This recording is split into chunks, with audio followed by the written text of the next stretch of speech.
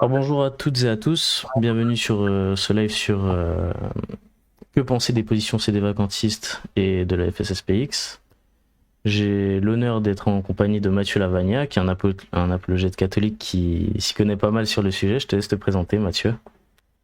Salut à tous, je m'appelle Mathieu. Moi je travaille depuis à peu près trois ans et demi maintenant dans l'apologétique à plein temps pour l'association Marie de Nazareth. J'ai écrit plusieurs livres d'apologétique, dont Soyez rationnel, devenez catholique, qui est sorti maintenant il y a 3 ans. Et j'ai aussi d'ailleurs sorti un livre de réponse à Michel Onfray, qui est un athée qui a beaucoup attaqué le christianisme récemment et qui défend notamment la thèse mythiste. Donc voilà, j'ai fait un livre de réponse à Onfray là-dessus et sur d'autres sujets. J'ai aussi fait des réponses aux zététiciens. Donc la zététique, c'est ceux qui suivent la tronche en biais, donc la chaîne de Thomas Durand, et qui sont un peu sceptiques de tout, y compris toutes les questions religieuses. Donc j'ai essayé d'apporter une réponse chrétienne rationnelle à la zététique. Si vous voulez, ce livre est disponible gratuitement en ligne. Et puis mon dernier livre, c'est sur la question de l'avortement, parce que je m'intéresse aussi aux questions bioéthiques. Et donc voilà, je m'intéresse à plein de sujets qui touchent à la défense de la foi et de la morale catholique. Actuellement, je suis en train d'écrire un bouquin sur la question de l'euthanasie. Donc voilà, c'est une question qui est plus d'actualité cette fois-ci. Je touche à plein de sujets, et notamment aussi, je m'étais intéressé à la question du sédévacantisme et la foi de Saint-Pédis. Donc ça va être l'objet de notre discussion ce soir. Merveilleux. Alors voici comment on va procéder, hein. Tu me dis si c'est toujours ok. Donc tu as une présentation à faire. Et puis à la fin, s'il y a des questions, peut-être les gens pourront monter pour te les poser. Est-ce que Ouais, ça te convient comme très ça? bien. Donc en gros, il y a plein de problèmes avec les positions de la Frate Saint-Pédis. Si ça vous intéresse là-dessus, j'ai écrit un long article de réponse à l'abbé Glaise qui s'appelle Est-ce que la fraternité Saint-Pédis nie l'indéfectibilité de l'Église? Donc le voici. Et dedans, je montre que les positions de la Frate Saint-Pédis, à la fois sur la liturgie et sur l'ecclésiologie, posent de graves problèmes, notamment en ce qui concerne l'indéfectibilité de l'Église. Donc, par exemple, la Fraternité Saint-Pédis soutient que l'Église a promulgué une liturgie qui, lorsqu'elle est bien célébrée, donc là, on ne parle pas d'une liturgie avec des abus, on parle du rite Paul VI en lui-même, lorsqu'il est bien célébré avec le respect des rubriques par un prêtre pieux et révérend, et ben la Fraternité Saint-Pédis soutient que cette messe est intrinsèquement mauvaise, intrinsèquement illicite, c'est qu'on peut jamais y assister en aucune circonstance, et ils soutiennent même que elle est douteusement valide. Elle est douteusement valide. Monseigneur Lefebvre le disait déjà lui-même dans sa messe de Lille de 1976 quand il disait que nous ne savons plus si ces messes donnent le corps et le sang de notre Seigneur Jésus-Christ ou si elles ne le donnent pas. Donc derrière, ça a été repris par le petit catéchisme de la nouvelle messe officielle de la Frate Saint-Pédis, qui dit explicitement dessus, hein, il suffit d'aller sur la porte latine, vous tapez petit catéchisme de la nouvelle messe, et vous allez voir qu'il est dit en gros, la nouvelle messe est intrinsèquement illicite et douteusement valide. Ils disent même qu'ils ont même une section où ils disent que ça peut être un péché mortel d'assister à la messe Paul VI. Donc là, je vous lis la citation sur le petit catéchisme, c'est est-ce à dire que tous ceux qui célèbrent ou assistent activement à la nouvelle messe commettent un péché mortel? Et ils répondent ceux qui savent que la nouvelle messe comporte une profession de foi ambiguë ou sans doute sérieusement et ne font rien pour lever le doute, commettent un péché contre la vertu de foi qui pourrait être mortel s'il y a pleine advertence et plein consentement. Donc la Frate Saint-Pédis affirme possible que c'est un péché mortel d'assister à une messe promulguée par l'Église. Et ça, c'est juste absolument absurde. Si l'Église catholique peut promulguer une liturgie qui, lorsque j'y assiste, me fait commettre un péché mortel, ça veut dire qu'elle a failli dans sa mission de guider les âmes vers le ciel. Donc une Église indéfectible ne peut tout simplement pas promulguer une liturgie qui mène ses fidèles vers l'enfer. Alors évidemment, ça n'empêche pas de faire une critique. On peut faire une critique du Novus Ordo Missae. Moi, je suis pas forcément fondamentalement opposé. On peut critiquer et dire voilà, il y a des déficiences sur tel ou tel point dans le nouveau rite, faire une étude comparative, ça peut se faire, mais il faut que ça soit une critique constructive ça peut pas, la critique ne peut pas aller jusqu'au point de dire que cette nouvelle messe est intrinsèquement mauvaise, intrinsèquement illicite, qui participait en pleine connaissance de cause, c'est un péché mortel. Toutes ces choses-là, c'est aller beaucoup trop loin et c'est nier l'indéfectibilité de l'Église en matière liturgique. Donc ça, c'est une des premières erreurs de la Frat Saint-Pédis sur la liturgie. Il y a même des articles, vous pouvez retrouver, de l'abbé Glaise, où il répond au père Horowitz, le père Horowitz, en disant, bah, est-ce que vous seriez prêt il disait, est-ce que vous seriez prêt à célébrer une messe Paul VI pour sauver 10 âmes de l'enfer? Et l'abbé Glaise, il répond à ça, si la messe Paul VI est bonne et sanctifiante, alors certes, oui, la célébration en sera salutaire, mais si elle ne l'est pas, ce seront 11 personnes qui iront en enfer. Et donc, du coup, il affirme noir sur blanc que un prêtre qui voudrait célébrer une messe Paul VI pour sauver 10 âmes de l'enfer, eh ben, se mettrait lui-même en enfer avec toutes les autres âmes en parallèle. Et ça, c'est pas moi qui l'invente, hein. J'ai la référence dans mon article, c'est la citation numéro 12. Vous pouvez aller la retrouver sur les sites de la Frate Saint-Pédis. C'est assez chaud. Et je rappelle que l'abbé Glaise, c'est pas n'importe qui au sein de la Frate Saint-Pédis. C'est le théologien officiel, enfin, un des plus grands théologiens de la Frate Saint-Pédis, qui est professeur d'ecclésiologie à Ecône depuis longtemps maintenant et qui a participé aux discussions doctrinales avec Rome entre 2009 et 2011. Donc c'est quand même quelqu'un qui a un haut statut au sein de la fraternité. Donc voilà, on peut trouver ce genre de propos très radicaux, mais en réalité, quand on va sur le site La Porte Latine ou dans le Courrier de Rome, eh ben, c'est le genre d'affirmation qu'on retrouve. L'abbé Glaise affirme aussi que la messe Possis est douteusement valide, et ça c'est en conformité avec Monseigneur Lefebvre. Donc en fait, ce qu'on voit aujourd'hui, c'est que sur les questions liturgiques, doctrinales, tout ça, il n'y a pas grand-chose qui a changé en fait. La position officielle de la FRAT, c'est de reprendre ce que disait déjà Monseigneur Lefebvre, qui d'ailleurs, là on peut passer aux autres sacrements parce qu'on a parlé de la messe comme étant douteusement valide, mais Monseigneur Lefebvre disait que tous les sacrements conciliaires étaient douteusement valides. Si vous prenez là-dessus, par exemple, l'homélie des sacres de 1988, pardon, pendant les sacres, Monseigneur Lefebvre dit que on peut pas être sûr que le sacerdoce des prêtres qui ont été ordonnés par des évêques autres que lui et Monseigneur de Castromayer sont certainement prêtres. Donc la citation, vous pouvez la retrouver dans l'Homélie des Sacres de 88. Monseigneur Lefebvre dit: ces séminaristes, de qui recevront-ils le sacrement de l'ordre? Des évêques conciliaires dont les sacrements sont tous douteux parce qu'on ne sait pas quelles sont leurs intentions. Et du coup, il dit non, ce n'est pas possible. Et du coup, pour être sûr d'avoir un sacrement de l'ordre valide, il fallait être ordonné par lui et Monseigneur de Castromayer. Donc, autrement dit, en dehors de la Frate Saint-Pédis, bah, tous les sacrements sont douteusement valides. Et ça, c'est directement dans les propos de Monseigneur Lefebvre. Et c'est repris dans le Courrier de Rome actuellement par l'abbé Glaise, hein. Vous pouvez vous référer au Courrier de Rome de 2023. Il y a un article de l'abbé Glaise qui s'intitule Tous douteux, et il dit que voilà, les sacrements sont tous douteux.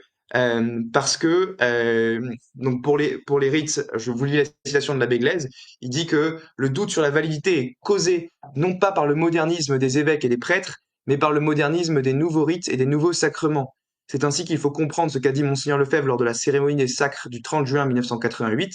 Parlant des évêques conciliaires, il a déclaré leurs sacrements sont tous douteux, et la raison qu'il en a donnée est que l'on ne sait pas quelles sont leurs intentions.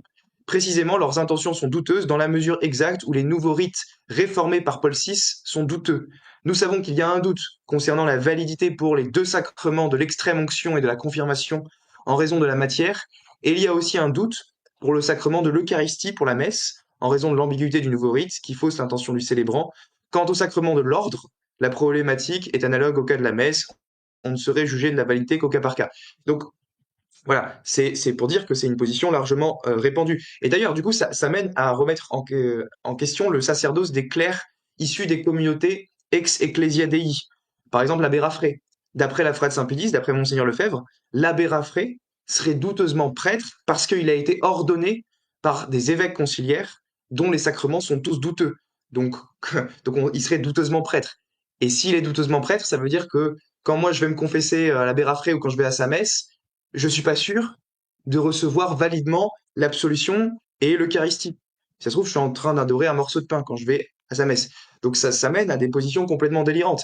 Et d'ailleurs, par rapport au doute sur le sacerdoce des prêtres ecclésiadéi que la Frate Saint-Pédis s'appelle les ralliés, vous avez aussi les citations de l'abbé Chotard qui sont très parlantes. Et il nous dit explicitement dans le petit catéchisme des vérités opportunes, on peut avoir un doute sur le sacerdoce des clercs ralliés qui ont été ordonnés par des évêques eux-mêmes douteusement sacrés en raison d'intentions équivoques du nouveau rite des sacres épiscopaux après 1968.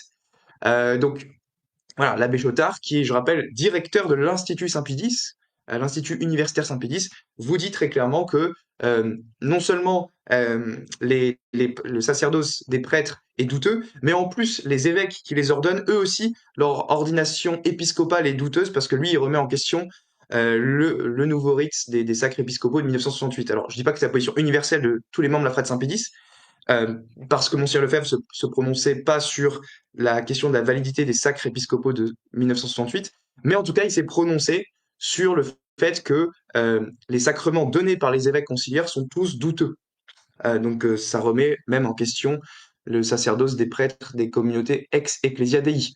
Je rappelle aussi que Monseigneur Tissier de Melleray, qui est décédé récemment, disait lui aussi que le nouveau rite d'ordination n'était pas catholique. Il le dit dans une homélie de 2016, je crois. Vous pouvez le retrouver dans la note 19 de mon article. Et il nous dit, ce nouveau rite d'ordination n'est pas catholique et nous continuerons bien sûr à transmettre fidèlement le sacerdoce réel, valide et catholique par l'ordination sacerdotale. Donc, autrement dit, qu'est-ce que ça implique tout ça, ce que je viens de dire? C'est qu'en dehors de la Frate Saint-Pédis, presque tous les sacrements sont douteusement valides. Confession, Eucharistie, confirmation, ordination sacerdotale et du coup épiscopale, parce que quelqu'un qui n'est pas prêtre peut pas devenir évêque. Donc, comment est-ce que la Frate Saint-Pédis peut concilier ça avec l'indéfectibilité de l'Église? Il semble que ça serait impossible qu'une Église indéfectible laisse disparaître presque tous les sacrements de manière généralisée.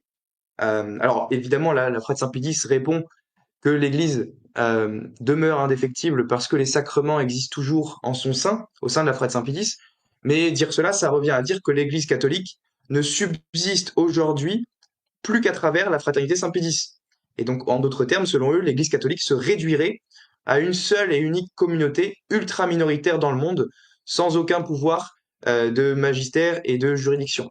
Donc, c'est une mentalité totalement schismatique, totalement sectaire. Autrement dit, l'Église catholique, c'est eux, elle n'existe pas en dehors d'eux.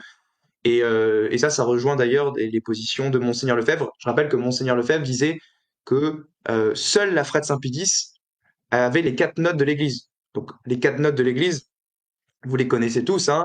L'Église est une, sainte, catholique et apostolique. Et figurez-vous que Monseigneur Lefebvre, en 1988 et 89, à plusieurs reprises, il a donné des citations, enfin des conférences, où dedans il dit que seule la Frate Saint-Pédis possède les 4 notes de l'Église. Donc je peux vous la lire. Voilà, il dit, c'est nous qui avons les 4 notes de l'Église, l'unicité, la sainteté, l'apostolicité, c'est cela qui fait l'Église visible.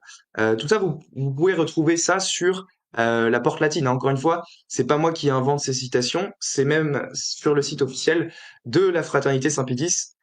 Donc voilà. Donc ça, c'est des problèmes au niveau des sacrements et aussi au niveau bon, des sacres, évidemment, le fameux sujet des sacres avec la Frate Saint-Pédis. Euh, la Frate Saint-Pédis a évidemment sacré 4 évêques contre la volonté explicite du pape en 1988. Alors ici, les apologètes de la Frate Saint-Pédis défendent ces sacres en disant que il y avait un état de nécessité à l'époque, ce à quoi on peut répondre plusieurs choses. Premièrement, euh, il n'y a aucun état de nécessité qui peut justifier le fait de faire un acte intrinsèquement mauvais. D'accord? Parce que sinon, on tombe dans le conséquentialisme théologique. Le conséquentialisme, c'est de dire que la fin justifie les moyens. Or, la théologie catholique traditionnelle a toujours enseigné que la fin ne justifie pas les moyens, qu'on ne peut pas faire un acte intrinsèquement mauvais en vue d'un bien. Donc il n'y a aucun état de nécessité qui peut justifier un acte intrinsèquement mauvais. Or, et c'est là où tout l'argument se focalise, le fait de sacrer un évêque contre la volonté explicite du pape, c'est un acte intrinsèquement mauvais. Pourquoi? Parce que ça revient à usurper une prérogative qui, de droit divin, appartient au pape. Pas seulement de droit ecclésiastique. Il faut distinguer le droit divin et le droit ecclésiastique. Le droit ecclésiastique peut connaître des exceptions, mais jamais le droit divin. Ce qui est de droit divin, il ne peut pas y avoir d'exception. Par exemple, il est de droit divin que le baptême doit se réaliser avec de l'eau. Si vous avez de l'huile, vous ne pouvez pas baptiser, même en cas d'état de nécessité. Voilà, il n'y a aucune circonstance qui peut justifier un baptême d'huile, même en cas de danger de mort, ça ne marcherait pas. Parce que c'est quelque chose qui ne souffre qui ne connaît aucune exception. Et il n'y a aucune exception au fait de sacrer un évêque contre la volonté du pape. C'est vrai que dans l'histoire, il y a déjà eu des cas d'évêques qui ont été sacrés sans mandat pontifical explicite, parce que il n'y avait pas toujours les moyens de communication forcément disponibles. Mais jamais, jamais, jamais, jamais, dans l'histoire de l'Église, un évêque n'a été sacré contre la volonté explicite du pape. Donc il faut bien distinguer sacré sans mandat pontifical, qui peut avoir lieu dans certaines circonstances, et sacré contre la volonté explicite du pape. Et ça, c'est ce qu'a fait Monseigneur Lefebvre. Parce que Jean-Paul II l'avait prévenu à l'avance que s'il sacrait, il serait excommunié, et donc il l'a fait quand même. Donc il a usurpé une prérogative de droit divin, il a usurpé la primauté pétrinienne, ce qui revient à s'opposer à la constitution Pastor Aeternus du Concile Vatican I. Donc voilà, là-dessus, donc il a commis un acte schismatique. Jean-Paul II l'a confirmé dans les lettres de 1988, juste après les sacres. Donc il n'y a pas de doute là-dessus. Et Jean-Paul II a même dit dans le décret d'excommunication que tous ceux qui adhèrent formellement au sacre de Monseigneur Lefebvre encourent la même peine que lui. Donc Jean-Paul II dit: les prêtres et les fidèles sont avertis de ne pas donner leur assentiment à l'acte schismatique de Monseigneur Lefebvre afin de ne pas encourir la même peine. Jean-Paul II est très clair que Monseigneur Lefebvre a commis un acte schismatique.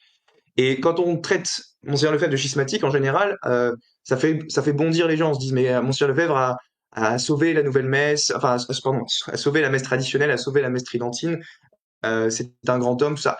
Alors, moi, je veux bien reconnaître qu'il y a beaucoup d'aspects de son ministère qui ont été bons et qu'il a fait énormément pour l'évangélisation, pour la foi. Ça a été un grand missionnaire.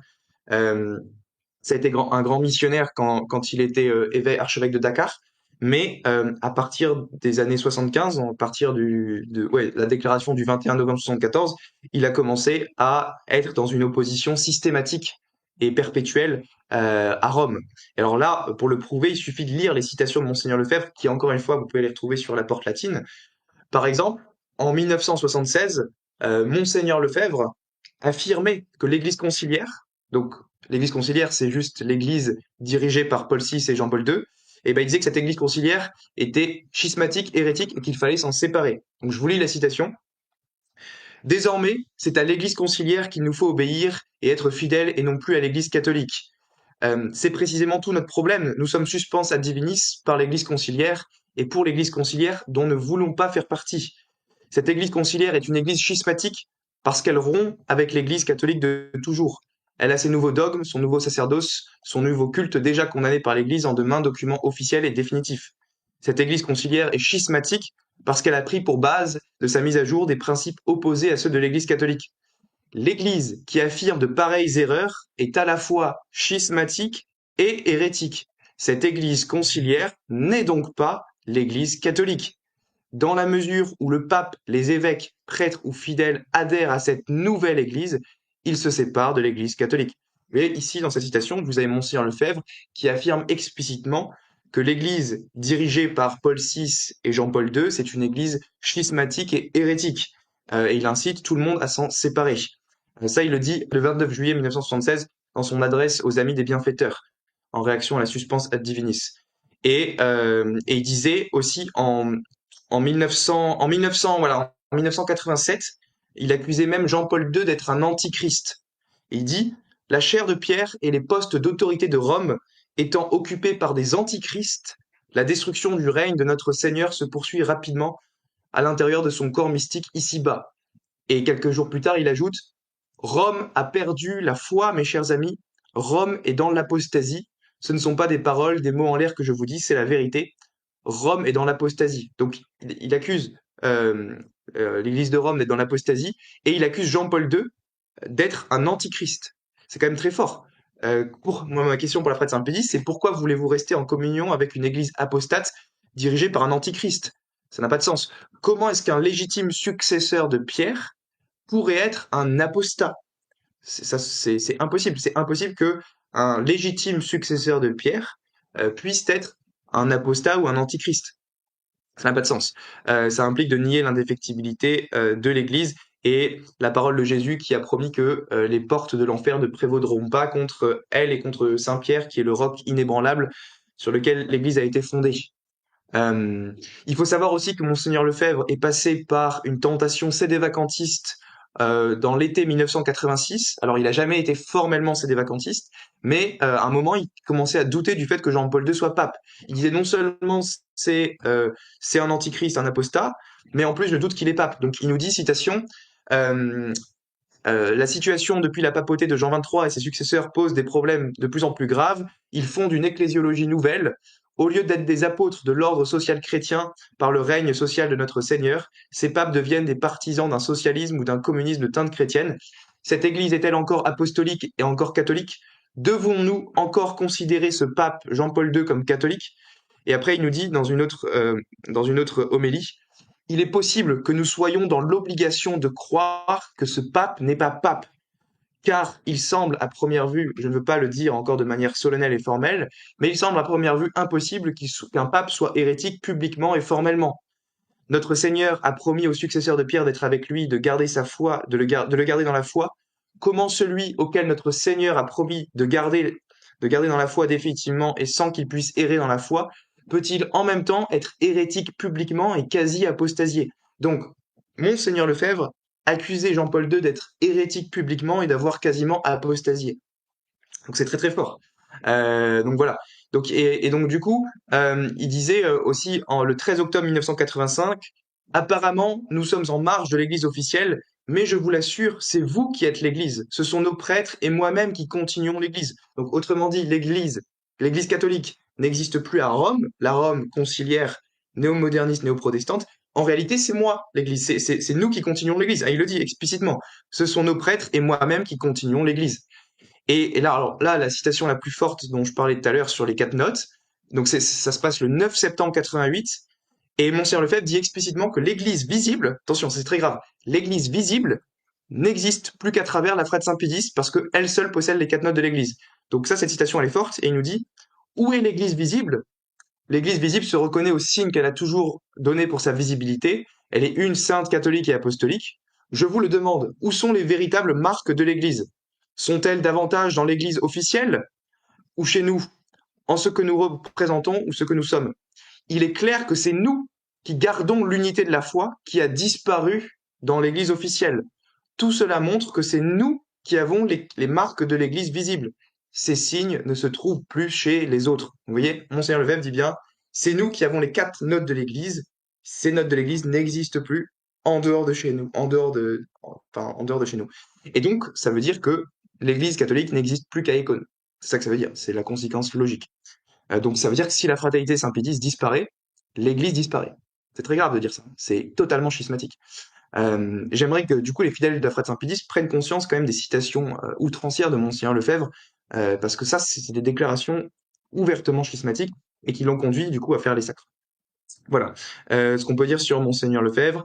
Donc, je dirais que si on veut résumer, hein, la Frate Saint-Pédis nie en pratique l'indéfectibilité de l'Église parce que elle affirme que bon, l'Église enseigne des hérésies dans son magistère depuis 60 ans, depuis Vatican II, que la messe Paul VI est intrinsèquement mauvaise, intrinsèquement illicite, douteusement valide, qui participer en pleine connaissance de cause est un péché mortel, que la quasi-totalité des sacrements conciliaires sont douteux, que elle seule détient les 4 notes de l'Église, que l'Église conciliaire est schismatique, que l'indéfectibilité de l'Église n'existe que par la Frate Saint-Pédis, ça c'est l'abbé Glaise qui le dit dans le Courrier de Rome. Elle rejette a priori l'autorité contraignante du Code de droit canonique de 1983. Elle usurpe le pouvoir exclusif du pape de rejuger des cas de nullité de mariage en dernière instance par sa commission Saint-Charles Borromée. Et puis, elle affirme qu'il ne faut pas assister aux messes en dehors de chez eux, y compris aux messes des communautés qu'ils appellent les ralliés, donc les communautés ex-Ecclesia Dei, Institut du Bon Pasteur, Frère Saint-Pierre, Christ Roi, Fraternité de Saint-Vincent de Ferrier, etc. Et du coup, elle enseigne aussi enfin que tous les prêtres conciliaires, y compris les prêtres des communautés ex-Ecclesia Dei, sont douteusement prêtres, puisqu'ils ont été sacrés par des évêques conciliaires dont on ne sait pas quelles sont les intentions. Donc, à la lumière de l'ensemble de ces positions, il est très clair que la Frate Saint-Pédis refuse de se soumettre au pontife romain ou d'être en communion avec les membres de l'Église qui lui sont soumis. Et donc, elle rentre dans la définition canonique du schisme. Parce que je rappelle, si vous lisez le Code de droit canonique, canon 751, le schisme est défini comme le refus de soumission au pontife romain ou de la communion avec les membres de l'Église qui lui sont soumis. Bon, bah, c'est très très clair d'après l'ensemble des déclarations de Monseigneur Lefebvre et des positions officielles de la Frate Saint-Pédis aujourd'hui, que vous pouvez retrouver sur la Porte Latine ou dans le Courrier de Rome, qu'ils ont des positions en tant que telles qui sont schismatiques. Alors ça ne veut pas dire que tous les fidèles de la Frate Saint-Pédis sont schismatiques, ça veut dire que seuls ceux qui se mettent à adhérer formellement à toutes ces positions se mettent en état de schisme et de rupture avec l'Église fondée par le Christ. Donc voilà ce qu'on peut dire sur la Frate Saint-Pédis. Je peux développer plus certains points si vous avez des questions, mais déjà peut-être qu'on peut faire une pause question. Ouais, alors on peut faire déjà une première pause. S'il y a des questions dans le chat, n'hésitez pas. Ah, on entend quoi par ex ecclesia Dei? Alors bonne question, ex ecclesia Dei. Donc la commission ecclesia Dei, c'est une commission qui a été fondée en 1988 quand il y a eu les sacres. Donc quand il y a eu les sacres, il y a une partie de la Frate Saint-Pédis qui a voulu rester en communion avec Rome, donc qui ont quitté la Frate Saint-Pédis en disant non, nous on n'approuve pas les sacres. Et du coup, Rome les a accueillis en créant une commission spécifique pour eux qu'on appelle la commission Ecclesia Dei. Bon, cette commission a été supprimée depuis, mais donc les communautés qui en sont issues, comme la Frate Saint-Pierre, le Christ Roi, l'Institut du Bon Pasteur, tout ça, sont ce qu'on appelle des communautés Ecclesia Dei, ex-Ecclesia Dei maintenant. Et donc c'est des communautés traditionnelles qui ont voulu garder la messe traditionnelle dans leur statut, mais qui ne sont pas allés jusqu'au sacre, à approuver les sacres de Monseigneur Lefebvre. Merci beaucoup. Et puis on a une deuxième question de la part d'Ontologia. Alors, j'avais une question, parce que au début de ta présentation, enfin de ce que j'ai compris, c'est que la FSSPX, la Fraternité de Saint-Pédis, elle cherche à être en communion avec Rome, mais les implications, c'est que non en fait. C'est que, d'après ce que nous a sorti avec les encycliques de Monseigneur Lefebvre, l'implication, c'est de dire que la FSSPX n'est finalement pas en communion avec l'Église de Rome. C'est ça ? Oui, c'est ça. En fait, ils ont une position ambiguë. Ils ont on pourrait le dire vulgairement, le cul entre deux chaises. À savoir que d'un côté, ils disent oui, oui, on reconnaît que François est pape, tout ça. On dit son nom dans le canon de la messe, tout ça. Donc, on est en communion, on est unacum François. Mais en pratique, depuis 60 ans, on fait que lui désobéir tout le temps, tout le temps, tout le temps de manière habituelle, sur tous les points. Donc, en fait, c'est juste, c'est une incohérence. Effectivement, c'est une incohérence entre la théorie et la pratique. Et puis même en théorie, en fait, Monseigneur Lefebvre a été très ambivalent pendant sa vie. Il y a des moments où il y avait peut-être des accords possibles. Par exemple, le 5 mai 88, il a signé un accord avec Rome, avec le cardinal Ratzinger, mais il a rétracté sa signature le lendemain. Donc en fait, on voit que Monseigneur Lefebvre, c'est un personnage parfois indécis sur certaines positions, et il a pu dire tout et son contraire. Il a pu avoir des positions, des tendances et des vacantistes, puis après revenir dessus en disant non, je vire de icône de la fraternité Saint-Pédis, tous ceux qui adhèrent au des vacantisme. Donc en fait, Monseigneur Lefebvre lui-même s'est auto-contredit enfin, à partir des années 70 jusqu'à sa mort, il a changé plein de fois de position. Et ça, même ses fidèles le reconnaissent. Enfin, même les adeptes de la Fraternité Saint-Pédis reconnaissent qu'il n'a pas toujours eu une ligne cohérente. Donc voilà, par exemple, il a signé Vatican II, il a signé tous les documents. Alors, il a signé Platchett à 14 documents sur 16 du Concile. Et à la fin, une fois qu'ils ont été promulgués par Paul VI, il a signé tous les documents du Concile. Même le document sur la liberté religieuse, Dignitatis Humanae. Il a signé Lumen Gentium sur le Subsestitin. Il a signé Unitatis Redintegratio sur l'œcuménisme. Il a signé tout ça. Et après, il est revenu dessus. Voilà. Donc oui, Monseigneur Lefebvre a eu des positions incohérentes tout au long de sa vie. D'accord, merci beaucoup. Merci. Et puis on avait une question sur la juridiction de la suppléance. Faudrait juste qu'il me la formule. Je vais essayer de la formuler moi parce que je connais un peu le thème. Ouais, ah ouais, C'est alors, ceux qui disent, en gros, la Frate Saint-Pédis dit euh, oui, on n'a pas de juridiction ordinaire parce qu'ils reconnaissent que les évêques qui ont été sacrés par Monseigneur Lefebvre, ils n'ont pas de juridiction ordinaire parce que la juridiction ne provient que du pape seul. Ça, c'est Pie XII qui le dit dans Ad Apostolorum Principis. Et donc, comme ils n'ont pas de juridiction ordinaire, ils doivent dire, enfin, certains disent, comme Titiel Melleret disait, oui, mais du coup, on a une juridiction de suppléance. Donc, en cas d'impossibilité ou d'état de nécessité grave, l'Église supplée.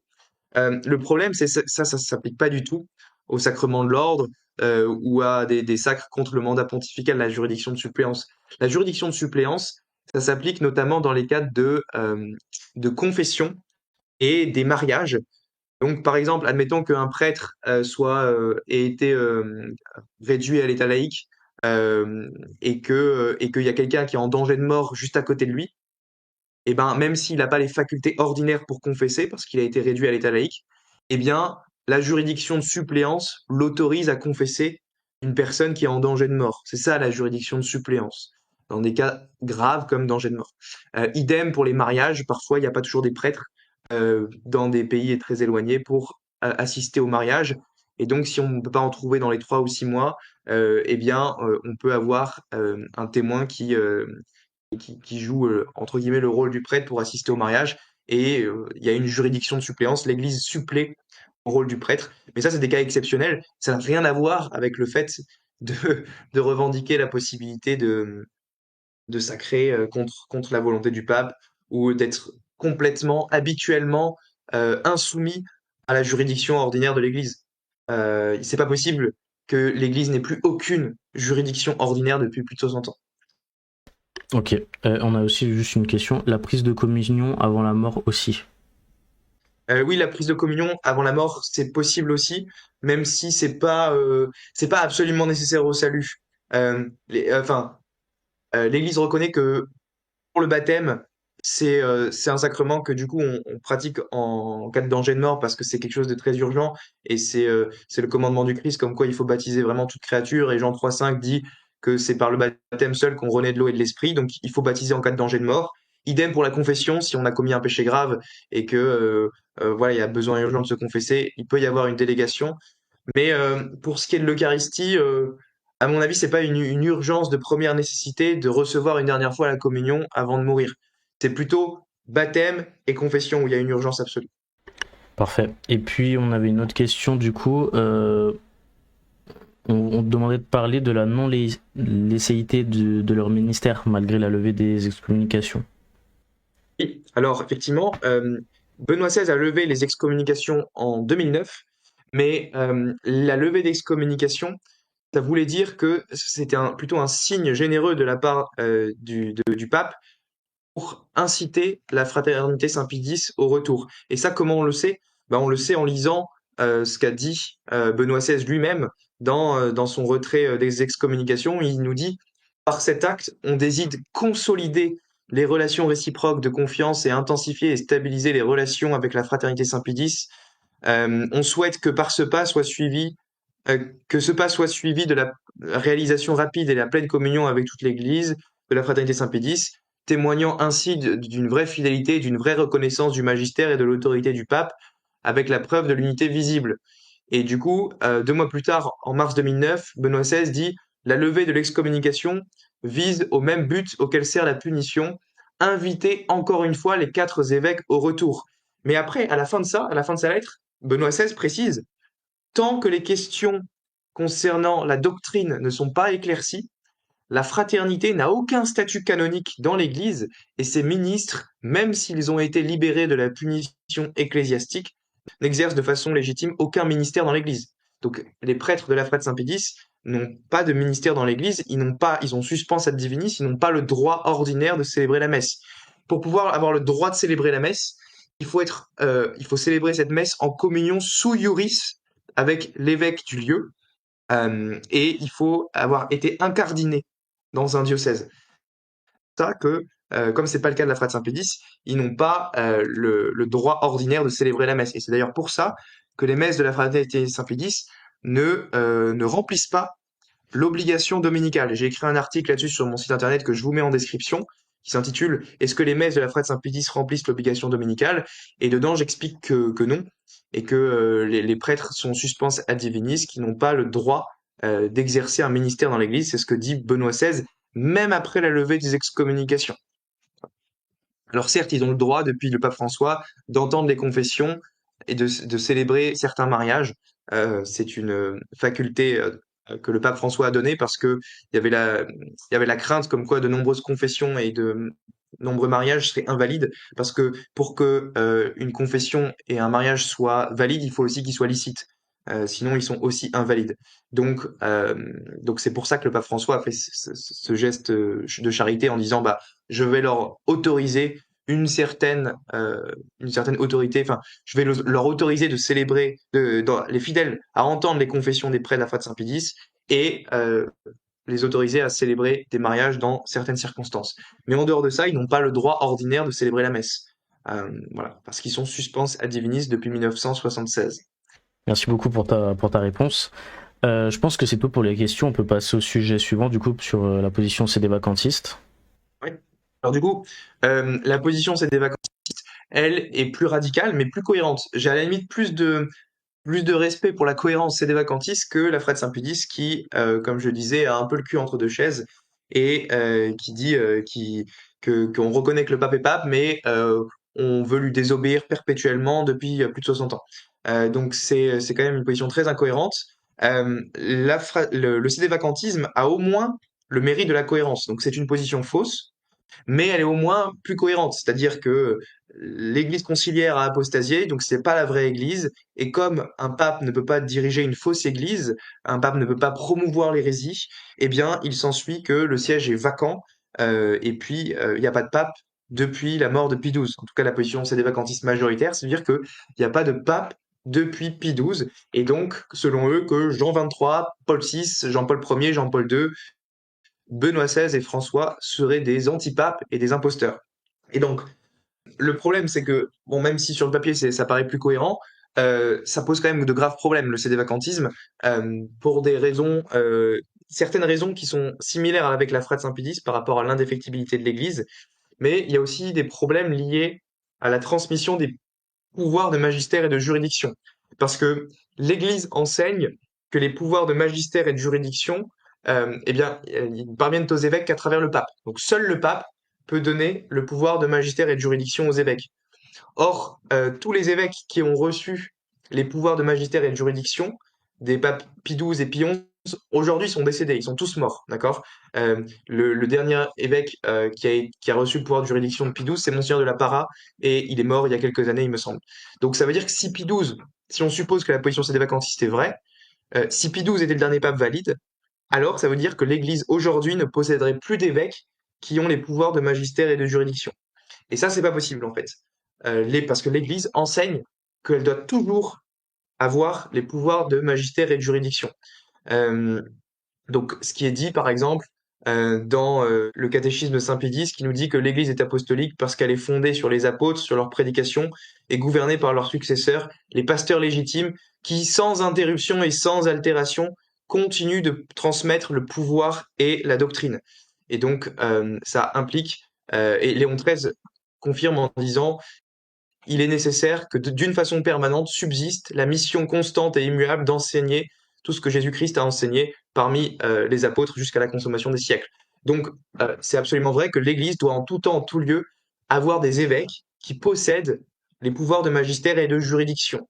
Et le problème, c'est que comme la juridiction ne provient que du pape, ça, Pie XII le dit très clairement dans Ad Apostolorum Principis, il nous dit, citation, le pouvoir de juridiction est conféré directement au souverain pontife par le droit divin, aux évêques qui le reçoivent du même droit, mais seulement à travers le successeur de Pierre. Donc seulement le pape peut transférer la juridiction aux évêques, et ces évêques qui ont reçu la juridiction depuis Pie XII sont tous morts. Donc aujourd'hui, si le sédévacantisme était vrai, on n'aurait plus d'évêques ayant le pouvoir de magistère et de juridiction, et ça c'est impossible, nous disent Léon XIII, Saint Pie X, ça contredirait la constitution fondamentale de l'Église. Donc ça c'est un premier argument contre le sédévacantisme, fondé sur la juridiction. Mais il y a aussi d'autres arguments, qui est de dire que le fait d'être sédévacantiste, ça implique forcément de refuser de se soumettre à l'ensemble des évêques légitimement nommés par Pie XI, Pie XII, qui ont participé au Concile Vatican II.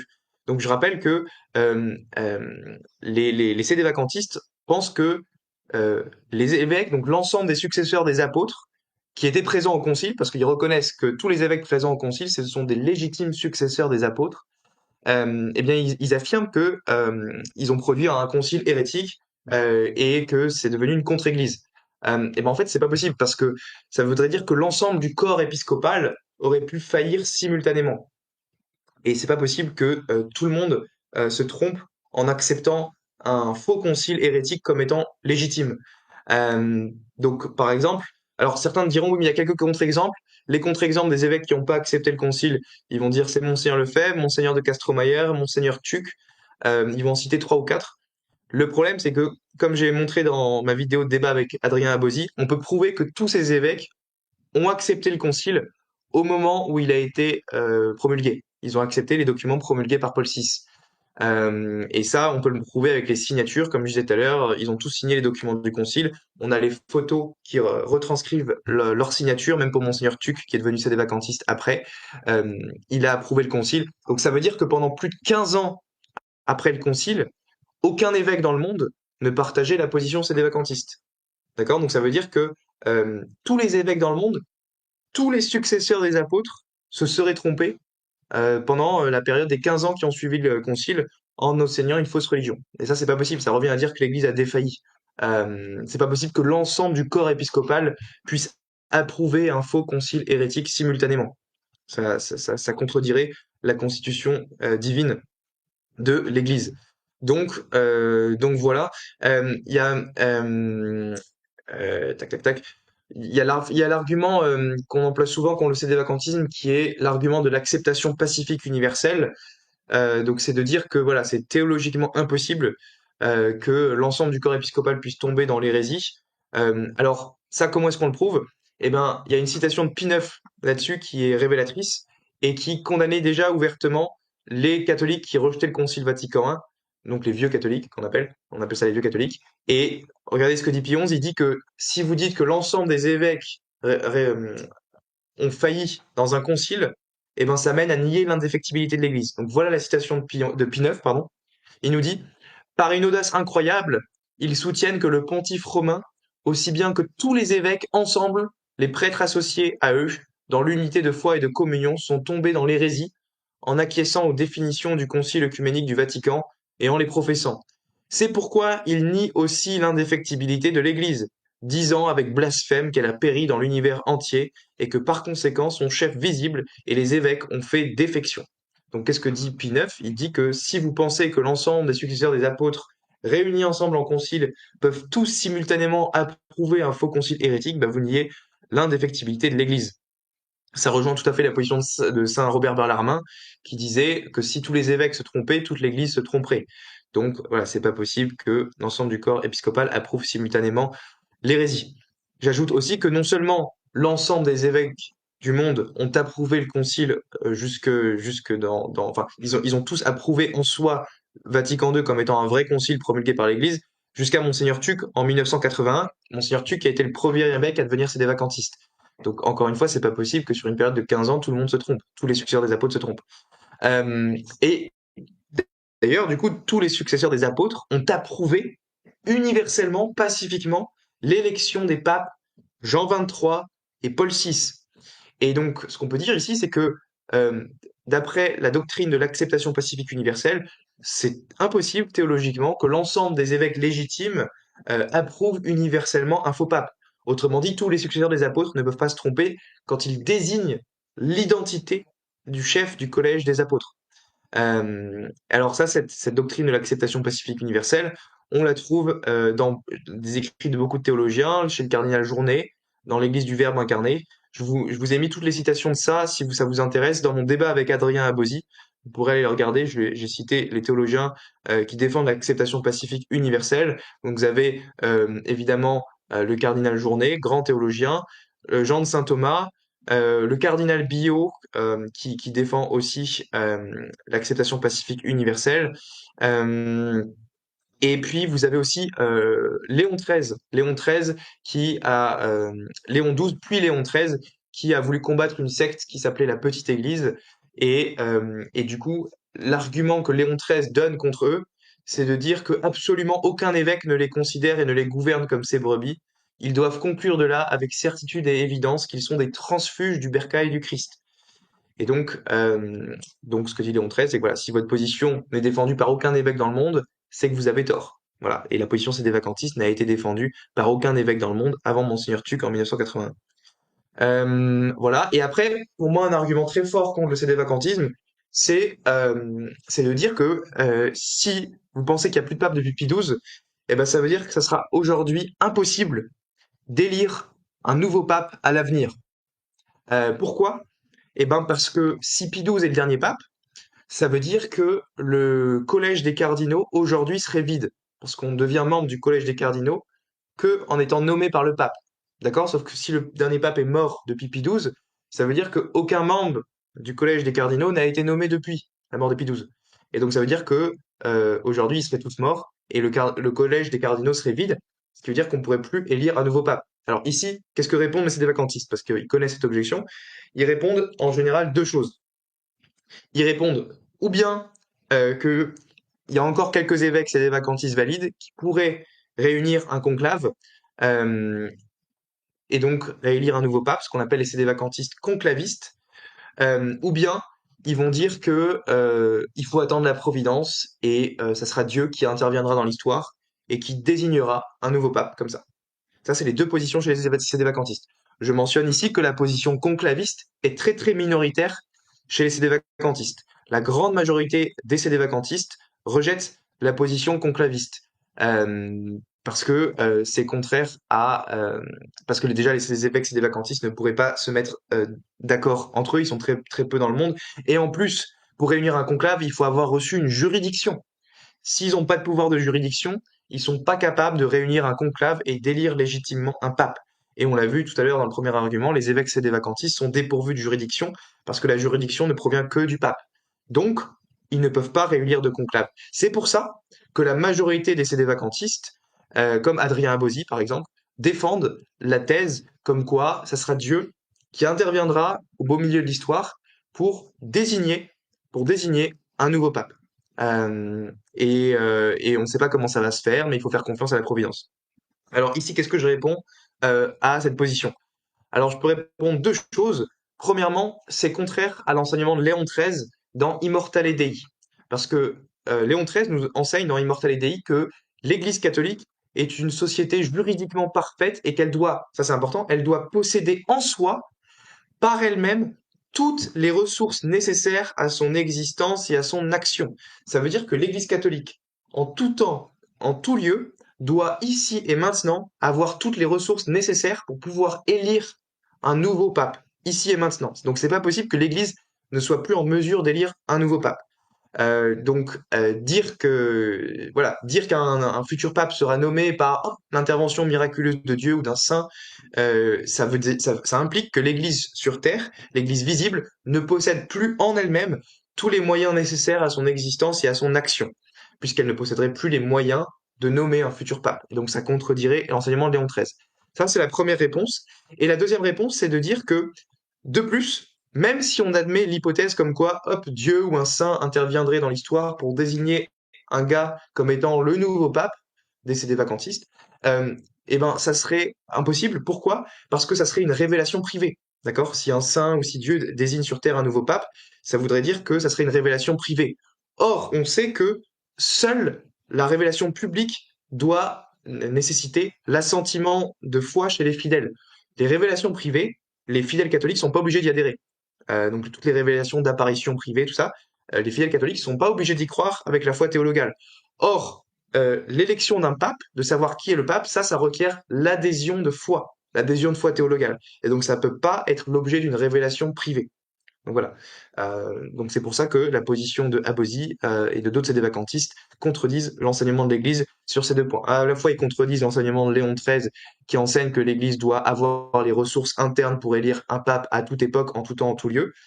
Et en plus, ils contredisent le fait que l'élection d'un pape, ça doit être quelque chose qui appartient à la révélation publique, à la fois théologale, et pas de l'ordre d'une révélation privée. Or, une apparition pour désigner tel gars comme un pape, ça serait de l'ordre d'une révélation privée, et ça ne nécessiterait pas à l'ensemble des fidèles d'y adhérer.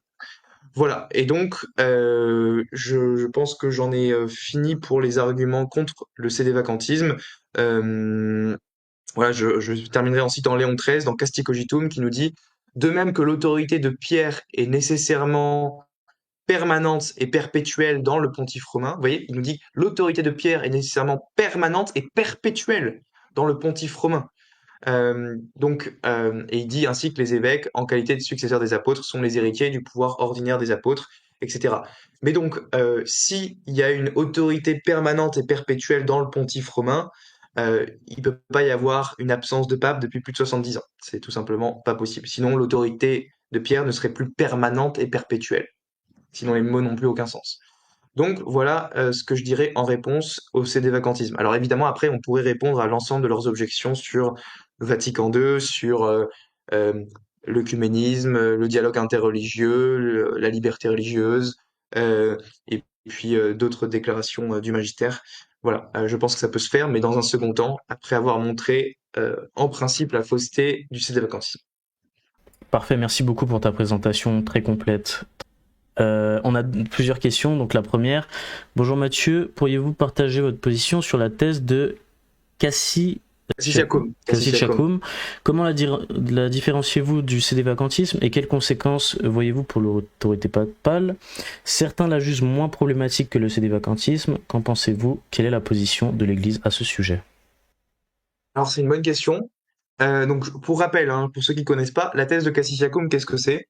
C'est la thèse qui a été développée par Monseigneur Gérard des Lauriers au milieu des années 70 à Écône. D'ailleurs, il a été viré de Écône, viré de la Frate Saint-Pédis parce qu'il soutenait cette position et il avait convaincu certains prêtres de la Frate Saint-Pédis de la vérité de cette position, notamment de mémoire l'abbé Bernard Lucien, le père Louis-Marie de Blinière, qui a maintenant fondé la Fraternité Saint-Vincent de Ferrier, et, euh, et un autre abbé, enfin quelques autres abbés. Et donc la position de Gérard des Lauriers, c'est de dire que euh, il y aurait un pape matériellement sur le trône de Saint-Pierre, mais il ne serait pas pape formellement. Donc il reprend la distinction thomiste entre la papauté matérialitaire et formalitaire.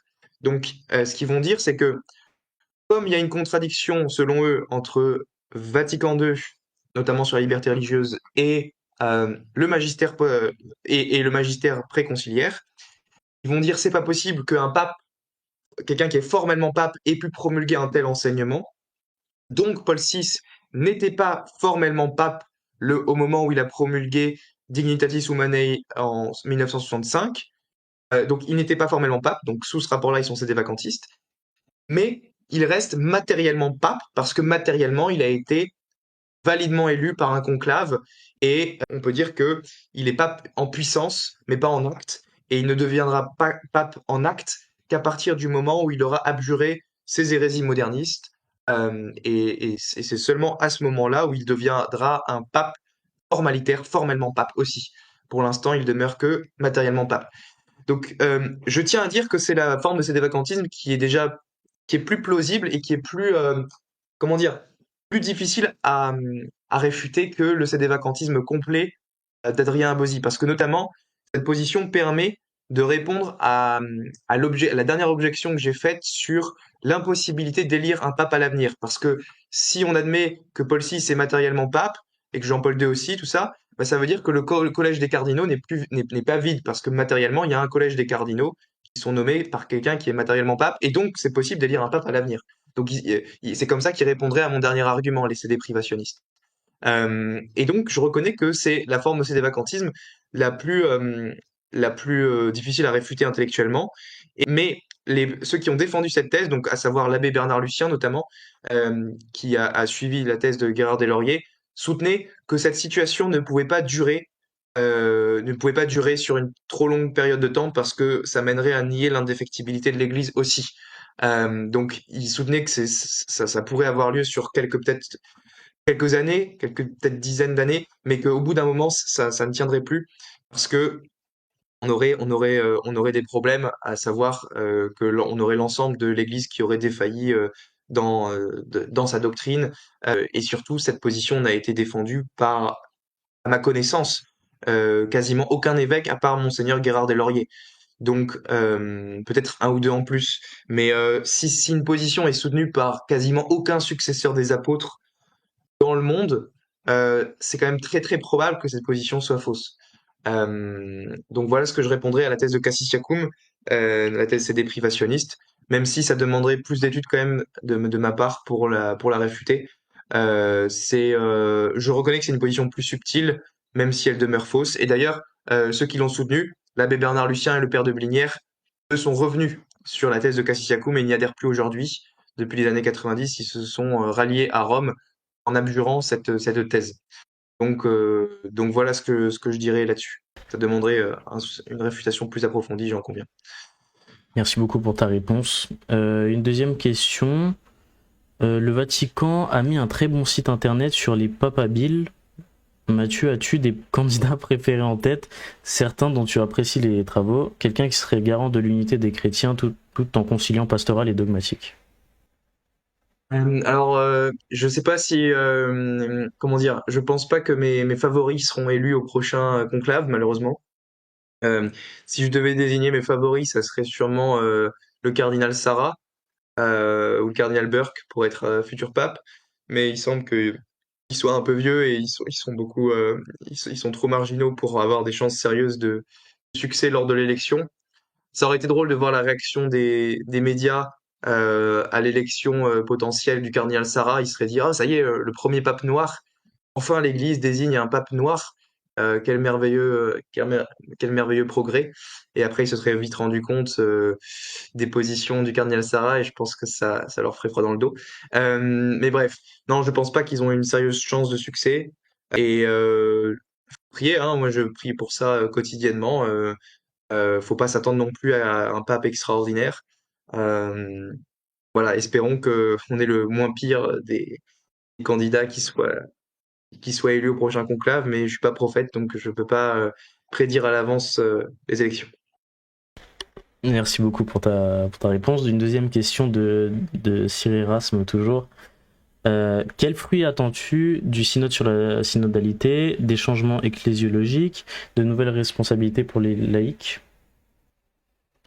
J'attends pas grand-chose de ce synode, à mon avis. Pour moi, c'était un problème déjà de plusieurs choses qui ont été problématiques dans ce synode.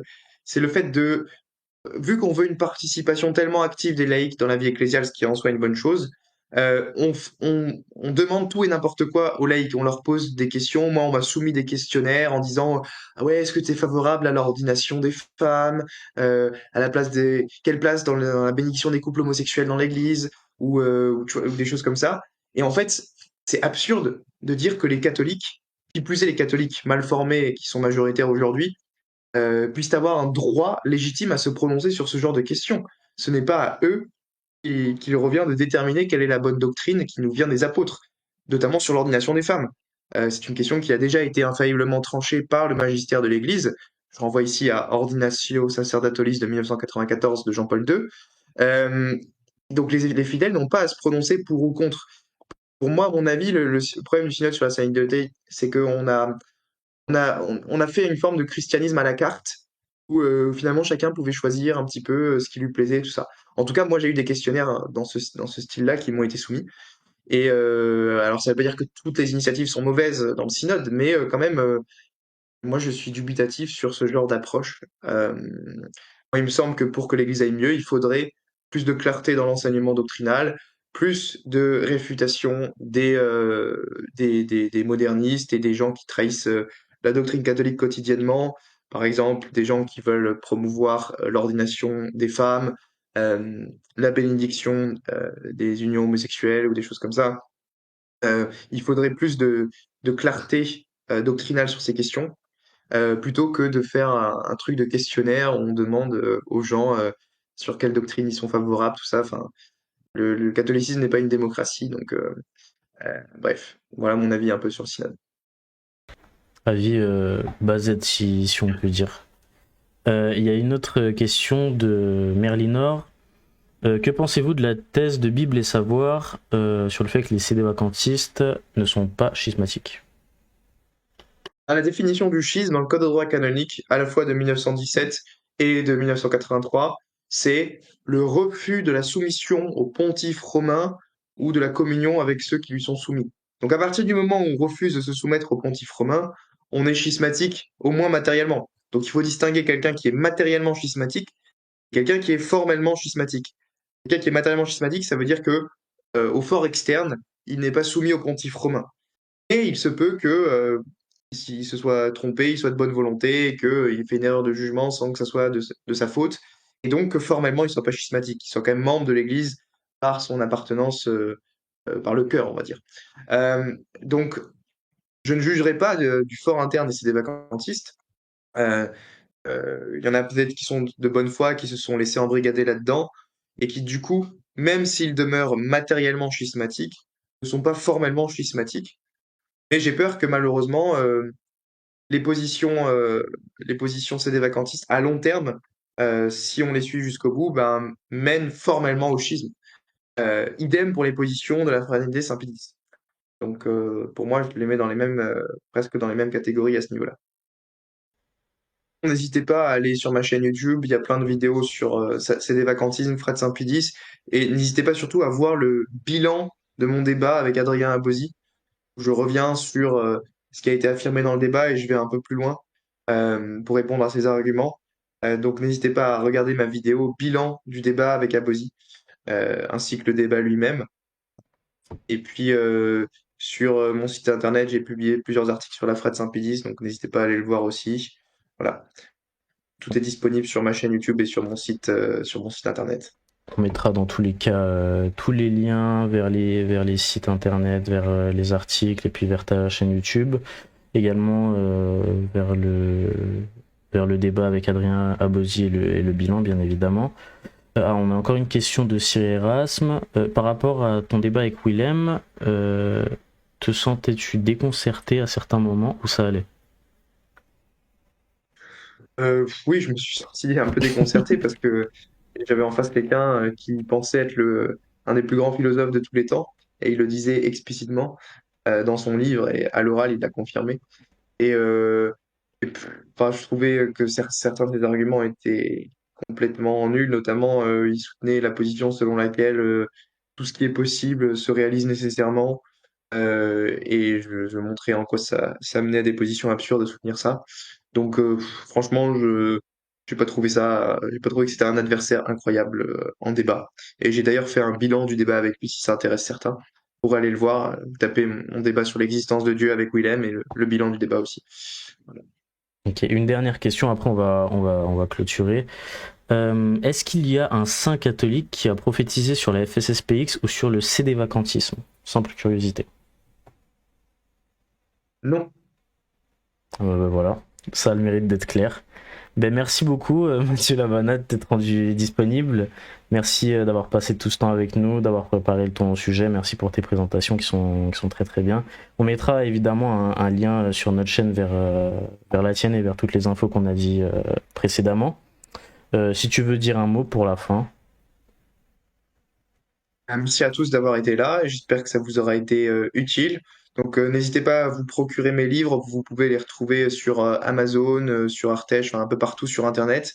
Et puis allez sur mon site Internet et sur ma chaîne YouTube, vous avez pas mal de vidéos qui sont disponibles avec des enseignements de catholiques normalement bien sourcés. Voilà. Merci beaucoup. Eh ben, merci à tous d'avoir assisté à cette conférence. Encore merci à Mathieu. Merci pour vos questions, merci pour vos interventions, merci évidemment au staff qui a modéré le chat. Il y a beaucoup de merci là qui défilent dans le chat. Donc voilà, merci beaucoup Mathieu. On reste en union de prière et puis que Dieu te bénisse. Oui, soyez bénis les amis. Merci Bientôt. beaucoup. À bientôt. Salut. Alors voilà, c'est tout pour cette conférence. J'espère qu'elle vous aura plu. N'hésitez pas à regarder la dernière conférence avec Arnaud Dumouche, à checker les liens qui sont dans la description, à vous abonner et à liker. Et bien évidemment, si l'envie vous en prend, rejoindre notre Discord. En tout cas, c'est un vrai honneur de recevoir Mathieu sur le Discord. Si vous voulez voir d'autres conférences, surtout rejoignez et que Dieu vous bénisse.